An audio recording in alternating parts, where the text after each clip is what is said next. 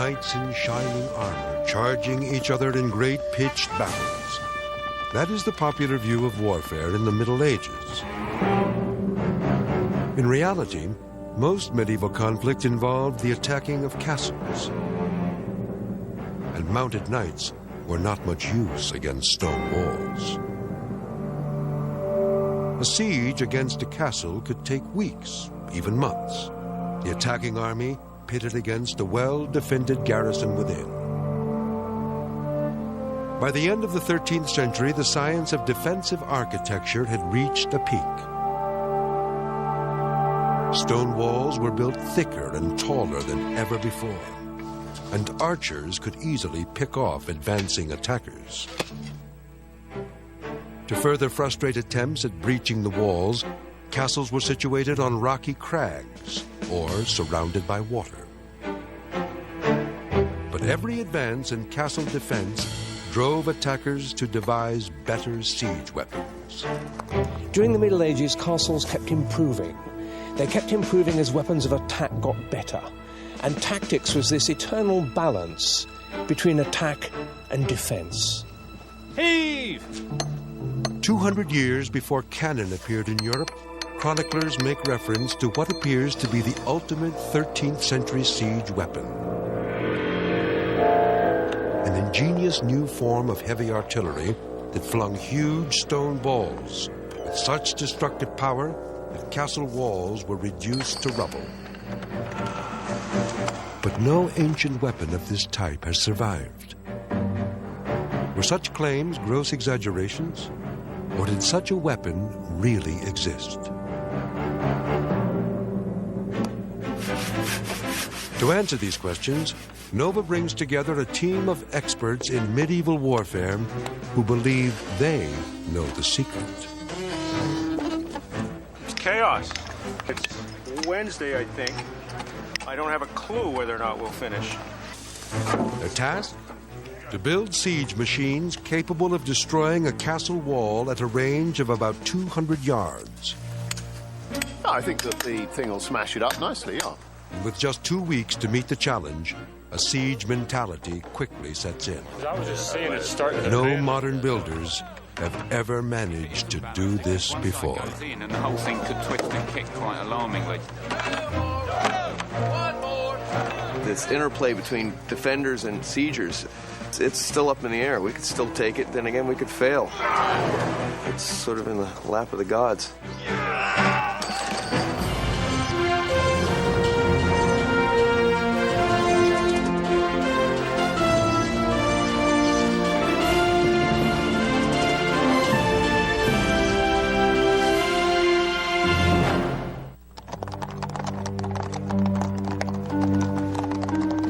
In the year 1304, Edward Longshanks, more formally known as King Edward I of England, mounted the greatest siege of his reign against the Scots and their castle at Stirling. The attack dragged on. Impatient for victory, Edward ordered 50 carpenters to immediately begin building a monstrous new weapon. So powerful, it would breach the strong walls of Stirling Castle. Details about the weapon design are tantalizingly vague, except that it was nicknamed Warwolf, and its appearance outside the walls terrified the garrison. Was it the atomic bomb of the Middle Ages?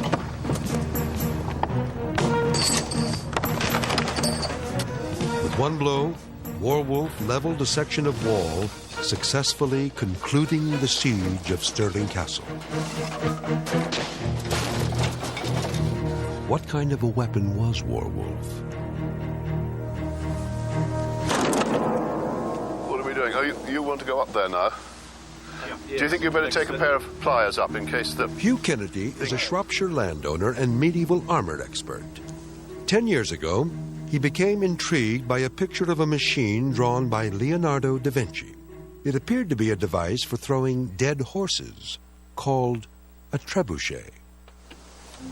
Inspired by the power of a machine that could hurl such heavy missiles, Hugh decided to try building one himself. A quest which eventually led to this piano-flinging contraption, a mechanized catapult made from a laminated beam, scrap metal, telephone poles, and steel cable. It's full sorted. Damn.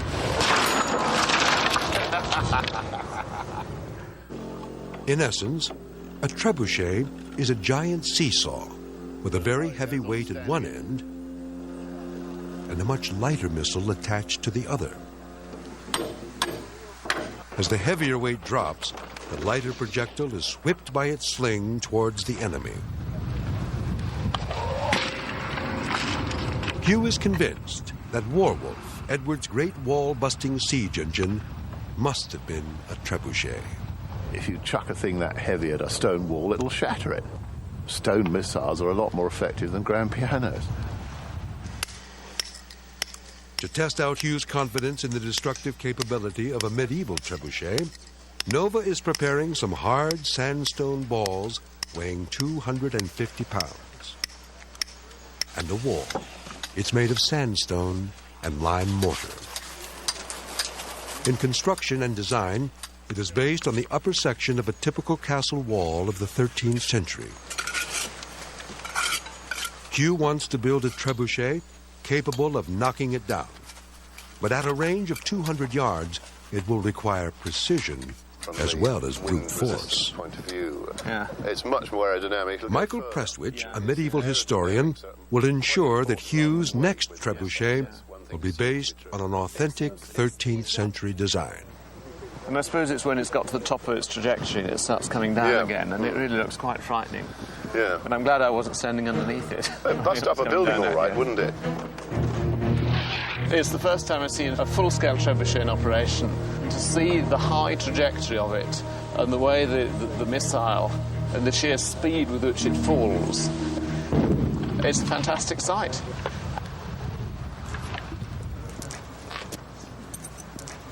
Trebuchets began in the Far East in China, but what they were there were hand-pulled machines worked by quite large teams of men. Prepare to loose. Loose! In many ways quite limited in what they could do. The big advance came when Arab engineers got hold of these devices and put a big counterweight on, so that instead of teams of men pulling it, the beam was pulled down by a great counterweight. They were far more potent and far more effective. These machines were picked up by Western engineers, and by the middle of the 13th century, it's very clear that French, English engineers were capable of building really quite large machines.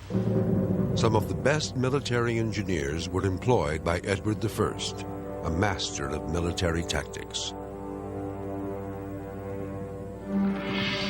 He was one of the most vicious and single-minded rulers of his time.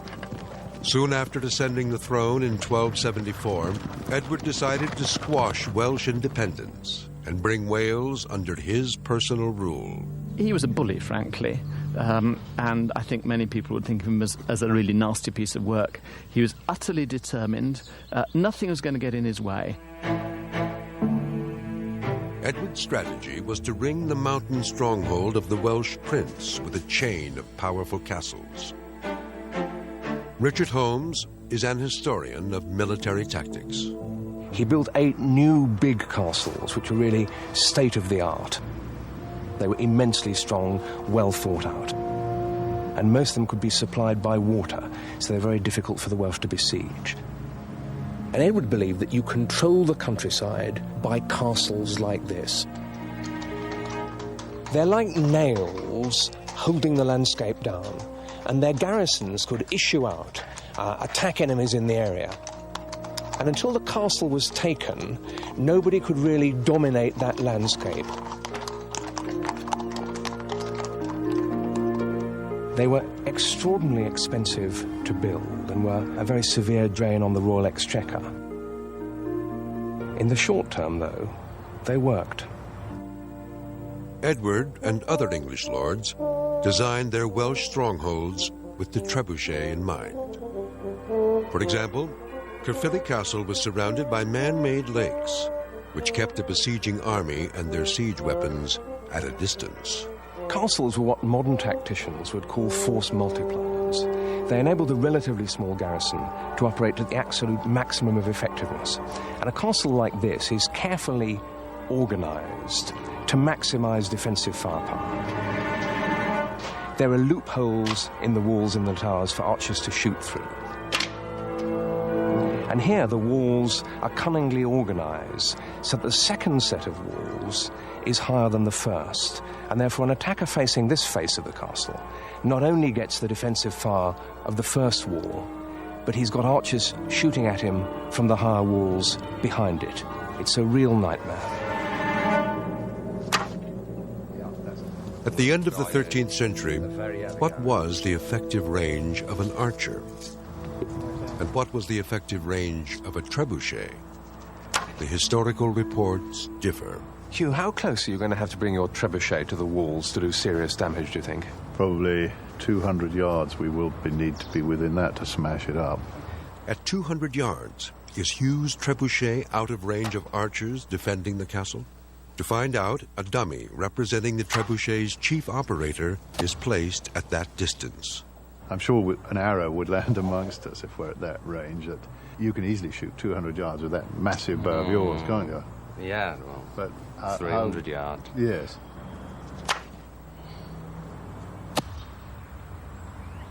Well, for 200 yards, I think it would be putting you a bit worried, wouldn't it? Yes, it would. Yeah. Now, I'm the first to accept that from this sort of range, the trebuchet would be doing serious damage to castle walls. But I think this does suggest that it's no easy business, and a garrison that knows its business can probably keep a trebuchet at the very limit of its range. And the fact that we had some going over the top, I think, is mighty hopeful from the archer's point of view. I wonder what happens if you slap one into him from here. Good, come on then. Here we go. Yes, all right, he swallowed it, hasn't he? Gone right through the dummy, kept only in by the fletchings. Bit of a bellyache, I reckon, yeah. Edward's castle-building campaign in Wales had taught him how to design well-defended fortresses. Turning his attention to conquering Scotland, did Edward also have the ability to successfully attack them? As the king marched northwards to take the castles that guarded Scotland, he brought with him some of the biggest siege engines or trebuchets ever built. The siege of Calavrock, conducted by Edward I in 1300, we've got, remarkably, a really good account of this, a contemporary poem. It describes the way in which the knights rode up to the castle, all in their great armour, trying to perform great deeds of valour. In fact, they were driven back by the garrison, hurling stones and such like at them. And it wasn't the knights, it wasn't these people with the great acts of bravery. It was the engineers, men of really quite low social status in comparison, with the great siege engines. It was they who compelled the garrison to surrender. And the poem describes the way in which the great boulders came down from the sky into the courtyard, crashing down, causing all sorts of damage, mayhem inside. The minute the casualties started, the garrison simply surrendered. So it wasn't the knights, it wasn't a great act of chivalry to capture this castle, it was the work of the experts, the engineers. It's difficult to tell. I mean, that one's obviously got a... Joining Hugh Kennedy in his quest to build a trebuchet is mechanical engineer Wayne Neal, a professor from Virginia Military Institute. Which is the golden section. This one actually is 1 to 2, and this is 1 to 3. Wayne will design the trebuchet. He is basing it on a picture he found in a 13th century Spanish manuscript. The illustration gives no idea of the true scale of the trebuchet, because the artist has made the machine smaller than the soldiers standing next to it. If the drawing isn't practical from all points of view, you begin to wonder about all the other points of view. It may be that the things they have got in the right proportion they did by accident. Even an artist like Leonardo will draw a plan for something that's totally impractical, but it indicates how it could be made. That's all. It indicates how it could be made.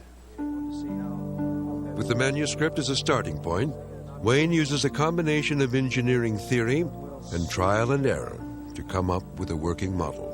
All right, I'll cock this, and you get the camera ready. We'll see if we can get The prototype looks promising to Marcus Brandt, a carpenter who will help Wayne build the trebuchet. But there's a problem.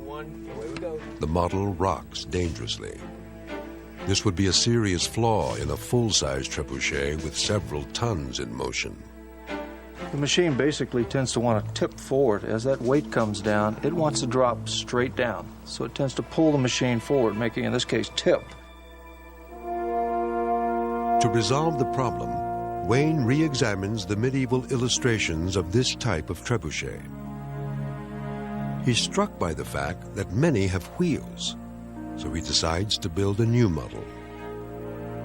Not only do wheels eliminate the tendency for it to tip over, the movement also boosts the trebuchet's performance.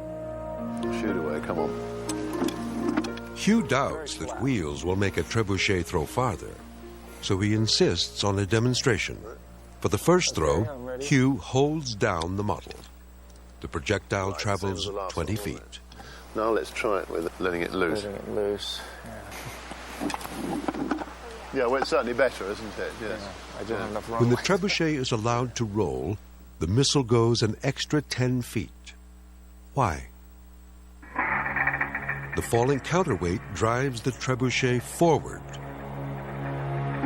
Like a pitcher stepping forward, this adds momentum to the throw. The forward motion also permits the counterweight to drop further in a straighter line. The closer the counterweight follows this optimal path, the more energy it captures for throwing. What I find odd is the idea about it moving and having to move in order to give more energy to the missile. I would have thought was, on the face of it, nonsense. But obviously if Wayne's tried it, it goes further, then you can't be argued with. Now that Wayne has confidence in his model, the project moves to Loch Ness in the Scottish Highlands for a full-scale test. The trials will take place in the shadow of Castle Urquhart, which may have been besieged with similar weapons during Edward I's Scottish campaigns 700 years ago. Wayne and Hugh arrive at Castle Urquhart to inspect the timber that is delivered by barge.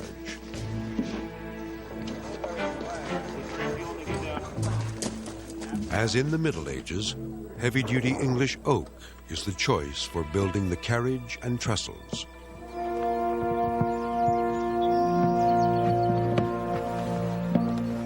But the throwing arm will be made from a more lightweight wood, Douglas fir.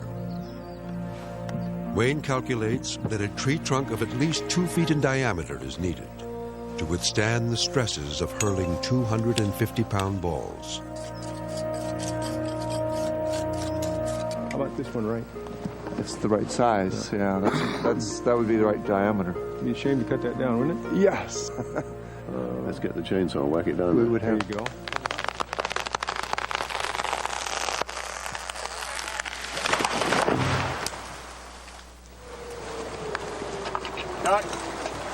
Get out of it!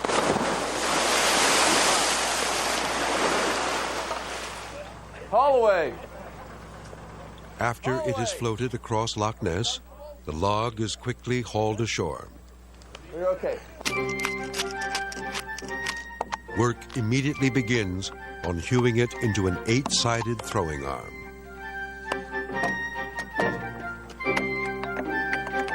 The next job is to assemble the base.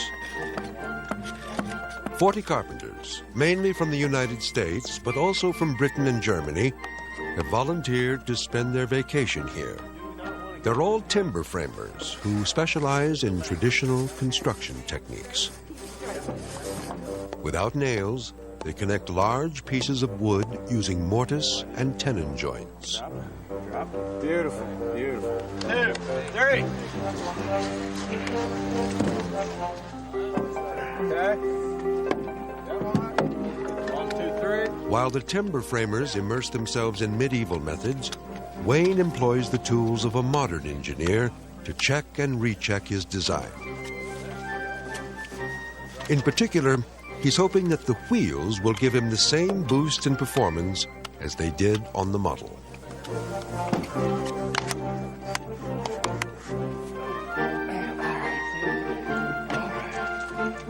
Spin it on. Spin it on.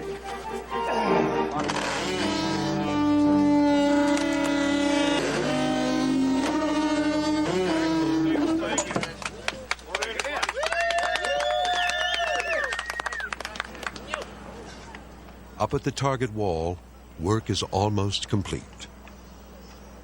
The wooden structures on top are called hoardings.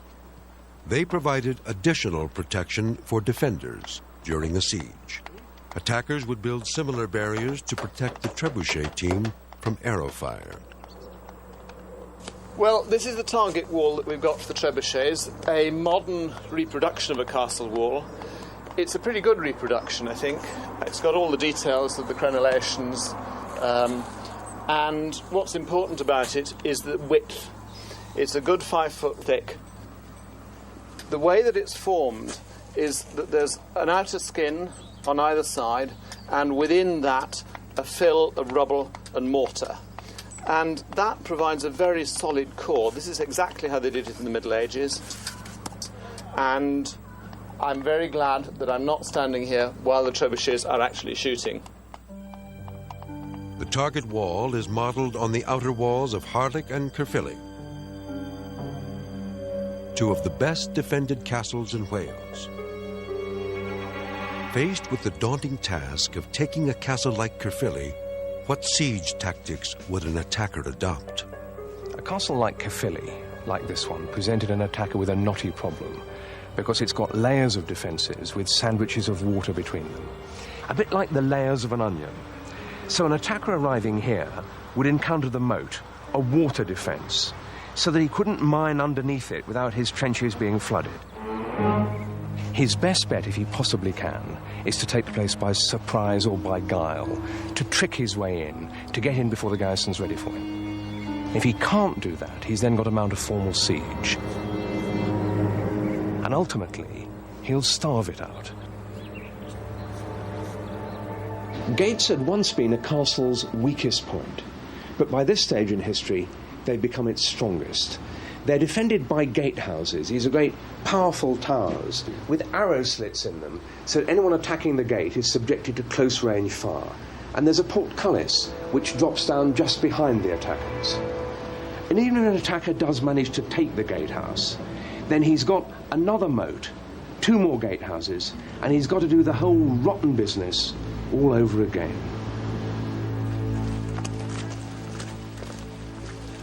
Meanwhile, rotten weather has besieged Castle Urquhart, and after a week of daily downpours, the trestles that support the throwing arm are ready to be raised.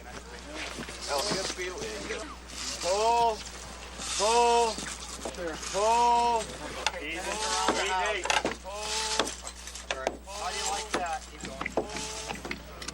At the top of the trestle, the throwing arm rotates on an axle that has to be both strong and exact.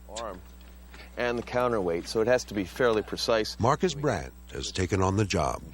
Well, we've got to address the issues of axles. We've got 2 sets of axles with this fixed arm, fixed counterweight machine. We've got the axles down here to carry the wheels, and we've got this more precise axle up here, which carries this 8 tons of weight and arm, and it has to be fairly precise. We've set up a great wheel lathe, which is a precursor to modern lathes. It's just a great big flywheel that's powered by muscle, and it turns this 10 by 10 down to an 8 by 8. Marcus restores old buildings in Pennsylvania and has enthusiastically embraced the idea of using medieval technology. It's a very medieval feel to the whole project. We've got all the trades going at once. We have the stonemasons busy. We got all the carpenters and the axes flying, and the chips and the smoke and the mud. And boy, if it weren't for the jets flying overhead occasionally, you'd think you were in the 12th century. Villages were often established next to the castle of a nobleman or the king. English society was very hierarchical, with the king and his nobles at the top, and then the rest of society cascading down from that. Now, the castle wasn't just important militarily, they were an economic power as well. There were communities built up round the castle to supply it. And the castle provided protection as well. At their best, these noblemen were protectors. At their worst, they were often something rather like mafiosi, leeching off the local countryside. So living under the shadow of a place like this had advantages, but disadvantages too. How you doing, Phil? You don't have too much there? In order to position the heavy throwing arm, the timber framers place an A-frame above the trestles to support the pulley system, a standard medieval device. A block and tackle dramatically reduces the number of people required to pull on the ropes. Now, block and tackle is a fairly simple device. It magnifies your pull. If I were to lift my own body weight with a single rope, I would have to pull down 200 pounds to lift my 200 pounds of body weight up. With this, I'm hooked up to this double sheaf pulley, and I've got 4 lines which share the load equally. So 200 pounds here is only 50 pounds on each one of these ropes. So to lift my 200 pounds up, I only have to pull 50 pounds here. Now, mind you, I have to pull 4 times as much rope, but it really works.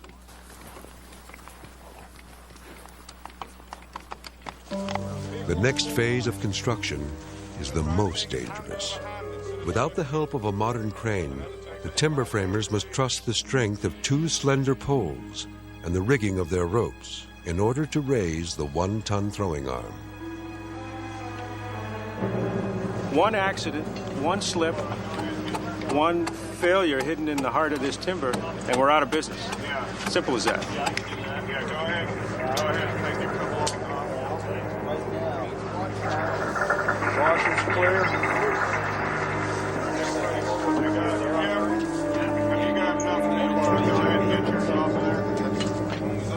It's looking real good right now.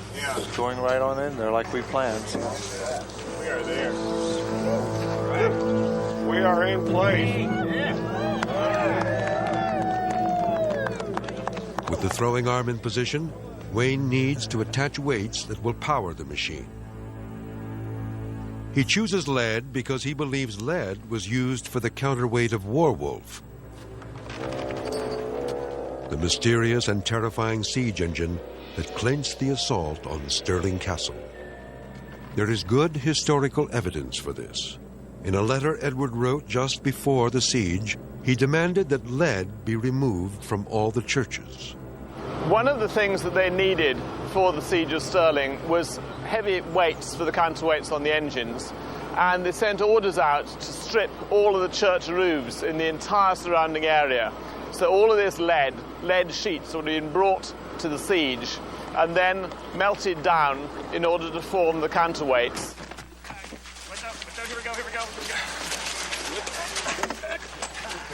Wayne's calculations tell him that in order for his machine to throw a 250-pound ball, he'll need about 6.5 tons of lead counterweight. It takes a week to melt down the scrap and form it into a collar that can be bolted onto the arm. Wayne's come up with a really neat solution for a lead counterweight made of various pieces, bolted together. But it is expensive. Lead is difficult to get hold of. It's complex to make this. There is a much easier solution, which is to use a large box as a counterweight, something like this, which you could fill with earth, with stones, with anything you'd got. Fill it up. You could put as much or as little in as you wanted, and that would affect the range of the machine. And you'd simply then have to put this box on the machine, swiveling roughly like that. The survey of medieval illustrations suggests that swinging counterweights were the more popular design. A man who has been working with them longer than anyone else is traditional French carpenter Renaud Buffet. Renaud is convinced that Edward's great siege engine Warwolf had a swinging counterweight box. The simple design of the box makes it not only cheaper, but easier to build than one with a lead counterweight. Here we go. and Renault has found graphic accounts of the destructive power of some really big siege machines. I found an account medieval. An account, yes, yeah, a medieval account. And they pay 300 bullets in 3 days. Then they shoot 300 bullets on the same place, on the same wall. After 3 days, the wall was destroyed. So you think the real purpose of something like this is simply to attack a castle from a distance and bring the wall down? Yes. Yeah. 500 years before Newton's apple, medieval engineers had figured that trebuchets with a swinging counterweight are the most efficient at using the force of gravity.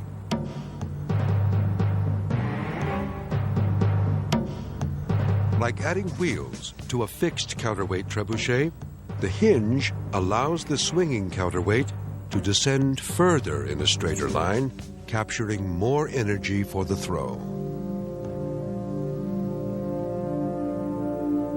15 years ago, Renault came across the notebook of the 13th century French architect Villars de Honnecourt.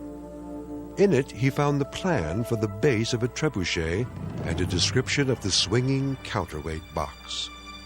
Unfortunately, the page showing the rest of the trebuchet was missing. But with his knowledge of medieval carpentry and his experience of building over 30 small trebuchets, Renault realized that if the design were ever built, it would be monstrous, the height of a 5-story building. Ever since this discovery, Renault has wanted to construct the full-size trebuchet. Finally, he will get the chance at Castle Urquhart in Scotland. At the start of a medieval siege, a trebuchet engineer would typically seek out as big a throwing arm as possible.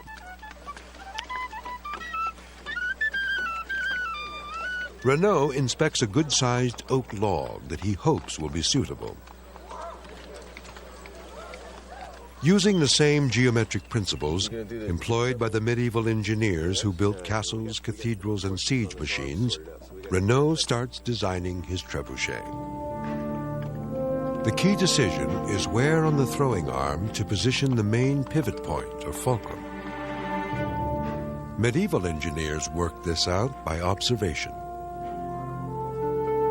In this largely illiterate society, carpenters used animal figures like these as an aid to remember geometric formulas.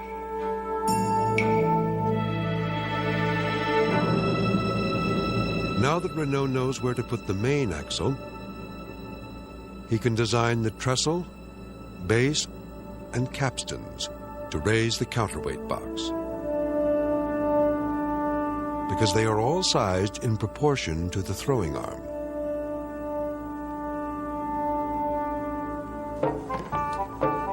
But just as he begins building the trebuchet, Renault is called back to France. In his absence, work progresses on the base. Work also begins on drilling out the main axle hole in the throwing arm. Unfortunately, there is some confusion about the size of the opening, and a nasty surprise awaits Renault's return. Hi, good morning. Renault's been away for a couple of days, and while he was away, we cut the axle hole. It's quite apparent that a lot of meat has gone from the timber, and we're left with quite thin sections on either side. I think the beam, the throwing arms can break here, in this part. Renault's concern is that we've gone too much to this extreme, where we've taken out too much wood of the throwing arm and made the axle too strong. His concern, of course, is in our first throw that it's going to do something like that.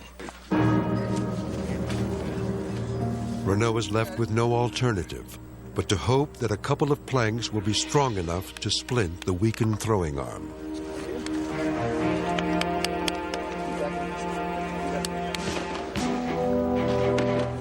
Finally, work starts on raising the great trestles. With each passing day, the situation at Castle Urquhart more and more resembles a siege of old. People on the phone line, can you time us long enough? With 2 trebuchets to finish, there is a nagging feeling that Renault's machine may not get done before the timber framers must return home.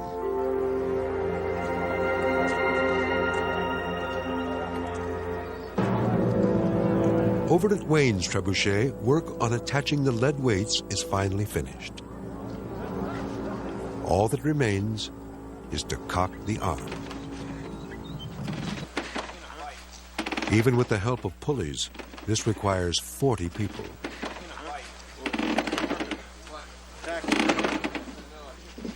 With a 13,000-pound counterweight, it's a much bigger job than anyone imagined. And it will have to be repeated for each fling. Okay. All right, Andy, let's get in here.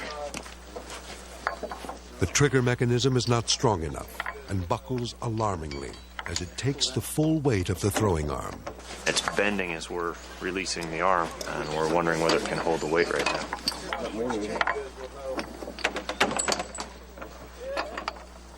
To avoid an accidental firing, they reinforce it with a length of chain.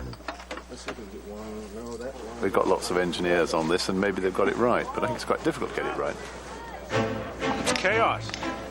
The sun is going down. I don't have a clue whether or not we'll finish even one of these machines on time. Well, we're under the gun now. It's kind of touch and go whether we're going to get this thing put together and actually flinging both machines, but if I know this crew, come hell or high water, we're going to make this thing fling. There goes your light.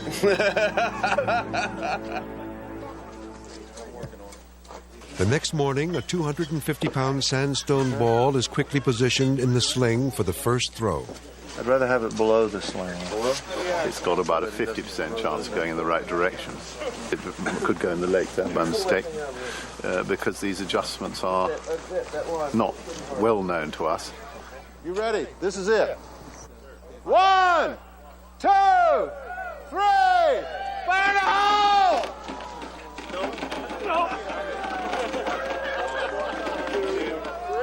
Even with 12 timber framers pulling, the firing pin won't budge. It's quite normal that. I mean, triggers are very stiff. We found that at home. It takes a lot of effort, which is as well in some ways.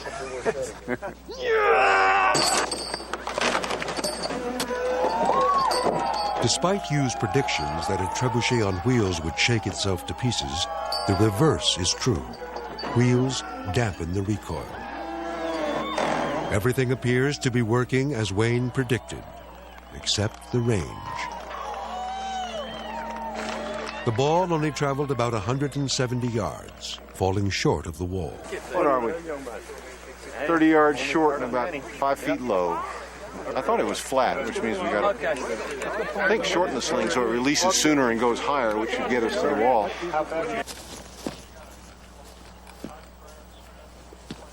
Just like his medieval counterpart, Wayne uses a process of trial and error to alter the trebuchet's range by adjusting the length of the sling.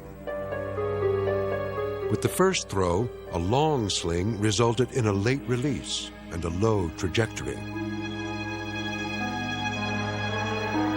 By shortening the sling, Wayne believes the ball will be released earlier, resulting in a higher path.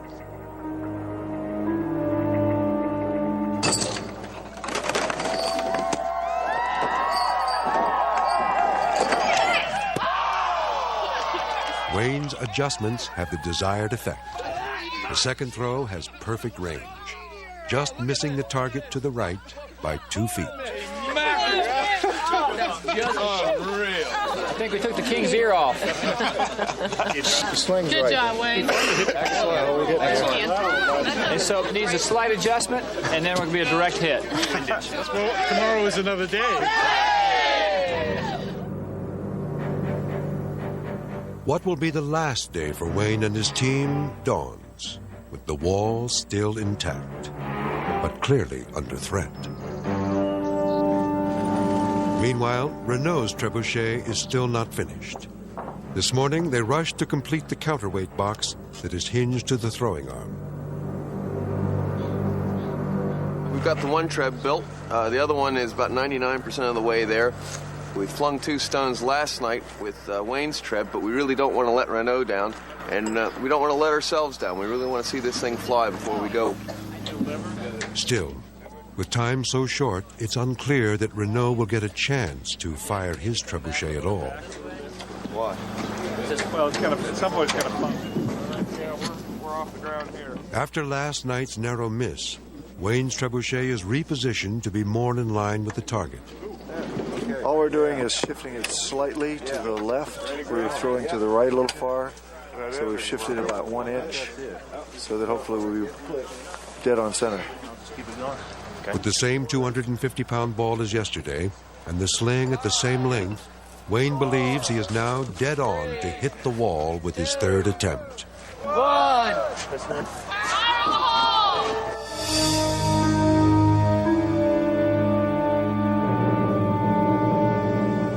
The 3rd shot is identical to the 2nd in distance. At a range of 200 yards, adjusting the wheels 1 inch to the left, place the missile bang on top of the hoarding. We've gotten wood. I don't know if we've contacted any stone yet, but we've knocked the hoarding pretty well. We're maybe a little high. We'll come down a little bit. That must be the old hole there, mustn't it? That's the hole. It's still a bit on this side, isn't it? You've been standing under that hoarding, you'd had a jolt. With the trebuchet lined up on the target, Wayne only has to shorten the range by a hair to hit the stone battlements below.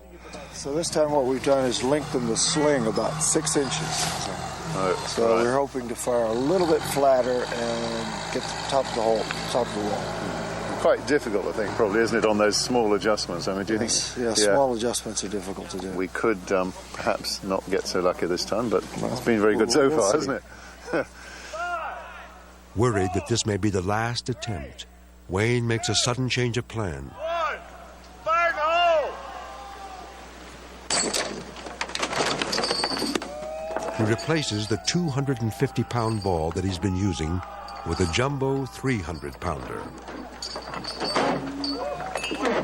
Wayne figures that the heavier ball, clocked at a speed of 127 miles an hour, should breach the wall.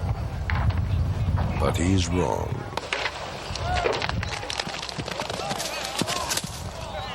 We're going back to the 250 ball instead of the 300 and see if we can get a little more height.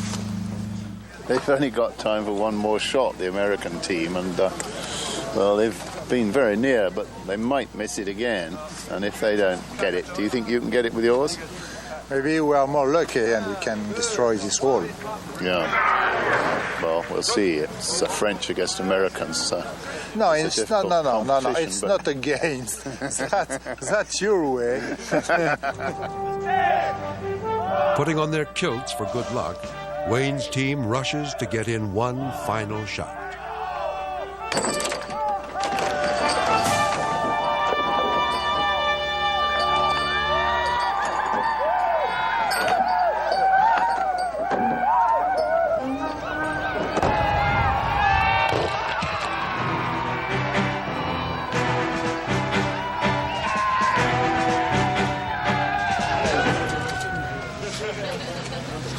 We did it! Come take a look at the rocks over here. It just pulverized the stone on the inside. It confirms what we came here to prove, didn't it? That we've had a lovely hit smack in the middle, and it smashed it, and it's busted it right through to the bat. So it's quite obvious that if you've got one of these trebuchets, and you've got a castle like this, and you've got plenty of time to shoot it, you're going to knock it into a powder. We can reduce this to rubble. Intoxicated with success, the timber framers bid adieu to the Highlands.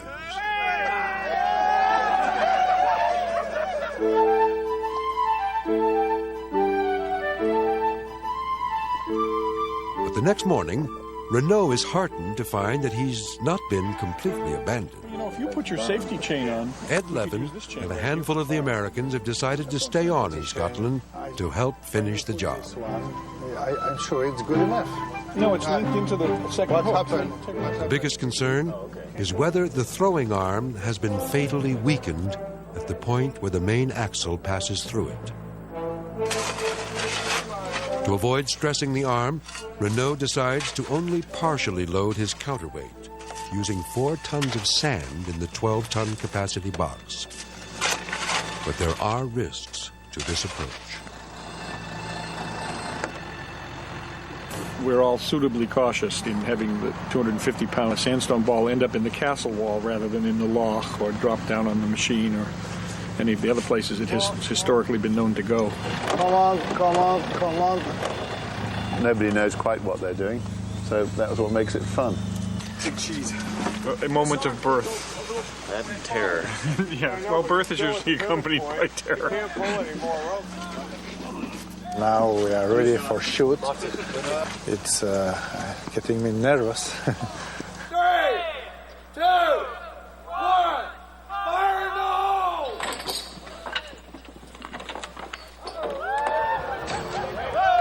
The heavy ball and relatively light counterweight result in the missile landing dangerously close to the trebuchet. Well, yeah, I mean, we knew that there wasn't enough weight in, really, didn't we? It was just an experiment. The counterweight is not so heavy. We must put 2 bags more. Yep. 2 tons. Of sand? Yes, of sand, yes.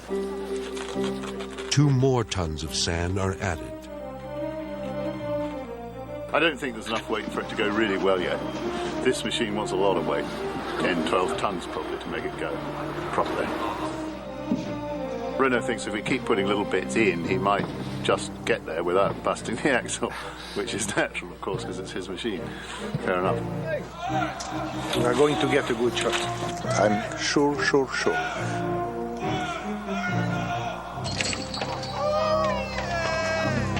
Renault's optimism is justified. The missile falls just a few yards short of the wall and a bit to the right.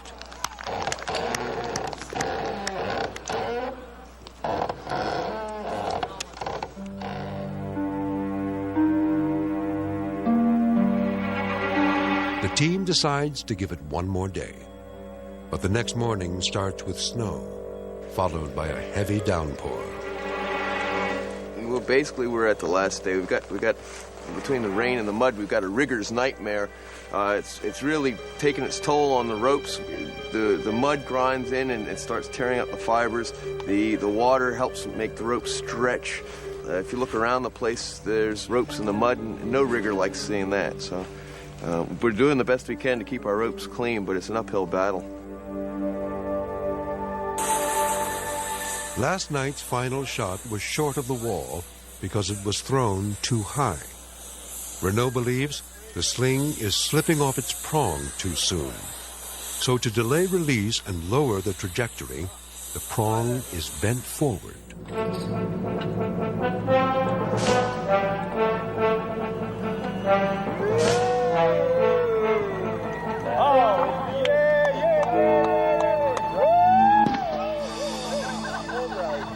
We've got the right amount of loft, we've got the right amount of range, we're just missing the target off to the side. For days, Renault has suspected that his trebuchet is pointing just to the right of the wall. But the loaded machine is too heavy to shift, and he faces the possibility that he may have to go home having achieved only a near miss. At the last minute, Marcus offers a solution. If we had our preferences, we'd be able to move the machine over a little bit, but we're afraid of shattering the machine, particularly with all the weight in the basket. So we're going to move the channel of the ball a little bit to the side so we can change our angle of attack. The range is good, but we just want to shift it over to the left a bit. By shifting the channel that holds the ball slightly to the left, they hope to redirect the missile. It works.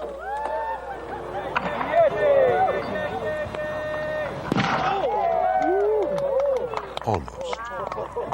Another 3 feet and Renault would have had a direct hit. Unless shifting the channel was just a fluke, one more nudge to the left should bring the trebuchet right on target. Go, baby! Come on! Oh, that looks good. That's right.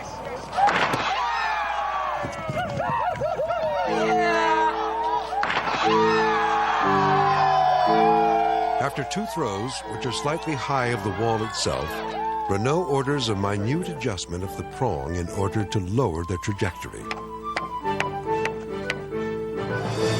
With frayed ropes and a storm threatening to close down the siege, everything now hangs on Renault's ability to quickly get on target.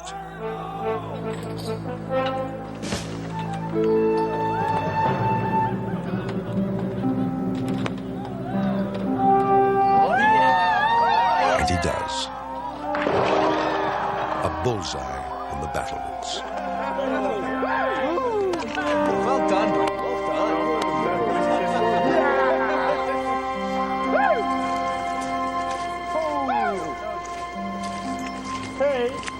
This whole wall, if you run your eye down here, it's bellied out. There's cracks all through it. Anybody standing back here would have been mincemeat. Ah oui, ça c'est un bon coup, ça. In a real siege, it would only be a matter of time before the wall is reduced to smithereens. In terms of the kind of dialogue that existed between attack and defence, it is very clear now to me that the appearance of the trebuchet on the scene shifted that balance radically in favour of attack. I've gained a tremendous respect for the medieval engineers. They were able to build a frightfully powerful and highly accurate and easily adjustable machine. If you're under siege, you've got to try to knock these things out before they're actually built, because once they're built, you're sunk.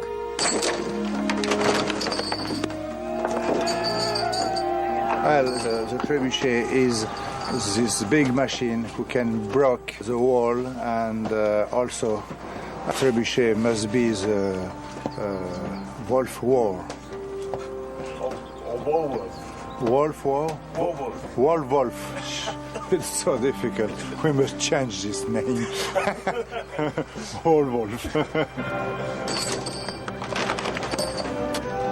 It is clear from the experiment that both types of trebuchets work.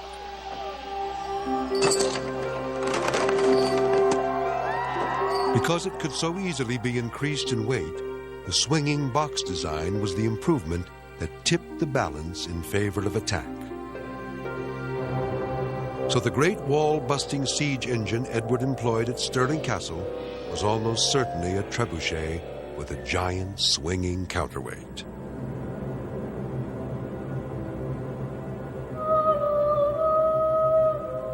A weapon that dominated siege warfare for 200 years.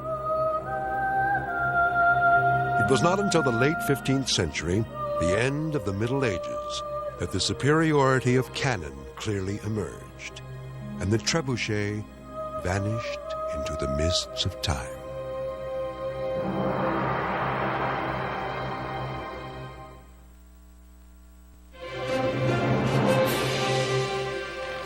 To see the companion website for this program or to find out more about NOVA, visit NOVA's website at pbs.org.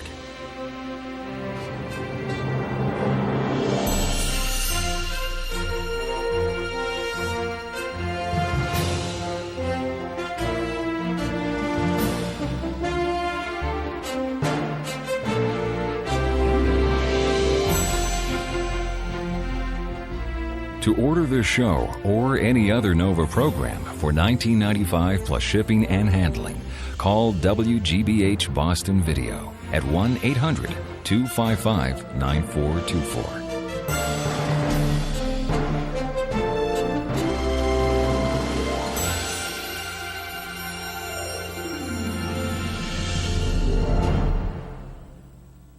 NOVA is a production of WGBH Boston.